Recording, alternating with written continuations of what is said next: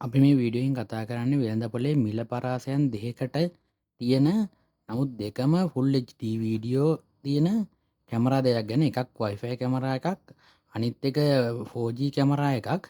නමුත් අපි මෙතැන්දි බලන්නේ වීඩියෝ කෝල්ට එක නිසා මේක ගැටලුවක් වෙන්නේ නැහැ. අපි මේකේ වීඩියෝ ගන්නේ මෙමරි කාඩ් එකේ මේ පටිගත වෙච්ච වීඩියෝ තමයි අපි මෙතැන්දි ගන්නේ. මේකෙදී අපි කනෙක්ට් ඇප් එකෙන් තමයි හික්විෂන් කැමරා එකේ වීඩියෝ කරගන්නේ.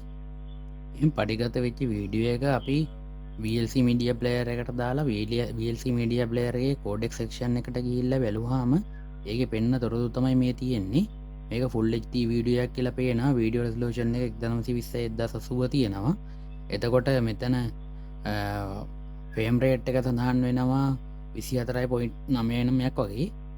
මේක විශේෂ වෙන්නේ මෙතන සඳහන් වෙනවා හොඳට බලාගන්න මේ ITUR PT709 කියන වීඩියෝ ස්ටන්ඩඩ් එක මේක ඇතම ටෝ කල පේන ස්ටන්ඩ් එක විදිර පිළිගන්න මේක තමයි මේ විස්තර මෙත සඳහන්න මෙතන පහලින් සඳහන් වෙනවා ඕඩියෝ මේ සම්බන්ධ විස්තරේ ඒක සාම්පරට් එක 16,000ක් වගේ පෙන්න්න හටස් එක ඇතම කලිය ෝඩියක් මෙතනින් එන්න පුරෙනවා.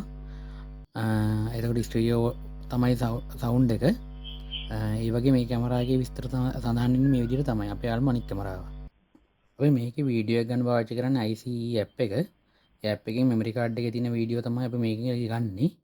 මෙතන බැලු බැල්මනම් පේන කාල ප්‍රොෆයිල් එක ඩීටලස් මෙතන සඳහන් වෙන්නේ නෑ මේ කැමරාවේ. එත ඇය නමුත් වීඩියෝ නම් අපි බලපොත්තු චීදීරම 2MP තියෙන 1980යි 1920 1080 කියන රෙසලූෂන් එක තියෙනවා. ඒ වගේ මෙතන විශේෂයෙන් බලාගන්න මෙතන ෆ්‍රේම් රේට් එක 6ක් වගේ පෙන්වන්නේ. මෙතන ඔඩියෝ සාම්පල් රේට් එක තියෙන්නේ හර්ට්ස් 8000ක් වගේ. මේකේ අරතරම් ක්ලියර් ඔඩියෝ එකක් එන්නේ නෑ. දැන් අපිට හිතෙන දේ තමයි නමුත් මේකේ මිලත් එක්ක බලනකොට මේ කැමරාව මේ මිලට වටිනවද කියන එක. ඔව් ඇත්තටම මේ කැමරාව මිලට වටින්නේ නැති කමක් නෑ මේක වටිනවා. නමුත් ගැටලුව තියෙන්නේ මේ වගේ කැමරාවකින් ආරක්ෂාව සම්බන්ධ තැනකට ආරක්ෂාව පිණිස පාවිච්චි කරන්න සුදුසුද කියන එක. මොකද මේ වගේ කැමරාවක අපි ෆ්‍රේම් රේට් එක 6ක් වගේ තියෙද්දි අතර මොෂන් එක ස්මූත්ලි අපිට ගන්න බෑ. ඒ වගේම තමයි මේ කලර් ප්‍රොෆයිල් ඩීටේල්ස් කිසිම දෙයක් නැති නිසා ෆොරන්සික් ඉන්වෙස්ටිගේෂන් එකකට මේක යස් කරනකොට ඇතරම අපහසු යස් කරන්න බෑ.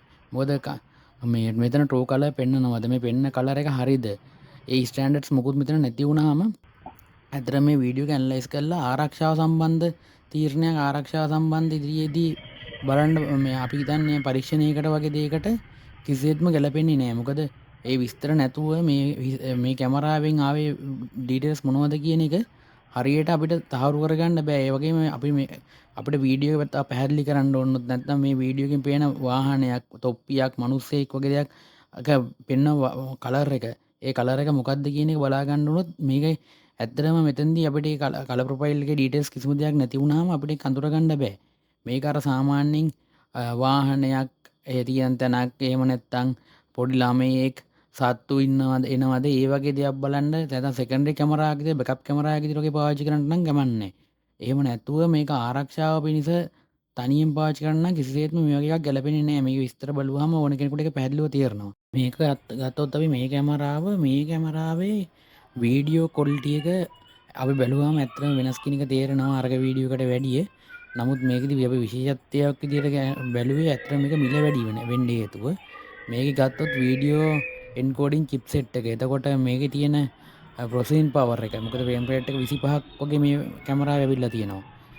ඒ වගේ මේකේ හાર્ඩ්වෙයාර් අයිටම්ස් ඒ කියන්නේ මේක ඇතුලේ තියෙන මයික් එක ඒ වගේ දේවල් ගත්තත් අනිවාර්යයෙන් මේක මිලෙන් වැඩි වෙන්න ඕනේ. මොකද මේක ඒ වගේ තියෙන ක්වොලිටි එක වැඩි වෙලා තියෙන්නේ ඒව ඇතුලේ තියෙන මේ චිප්සෙට් ඒ වගේ ප්‍රොසෙසර් වල ඒ වගේ දේවල් වල මිල අධික නිසා තමයි අතන මේ වගේ කැමරාවක් මිලින් වැඩි වෙන්නේ. නමුත් බොහෝ දෙනෙක් මාකට් කරනවා මේ දවස්වල අපි දැකලා තියෙනවා වීඩියෝ කරලා මේ වගේ කැමරාවක් ගන්න ඕනේ නෑ මේ කැමරාවකින් මේ වැඩේ කරගන්න පුළුවන්. එහෙම නැත්නම් මේ කැමරාවකින් ලයි කරගත්තාම ආරක්ෂාව සම්පූර්ණ වෙනවා කියලා.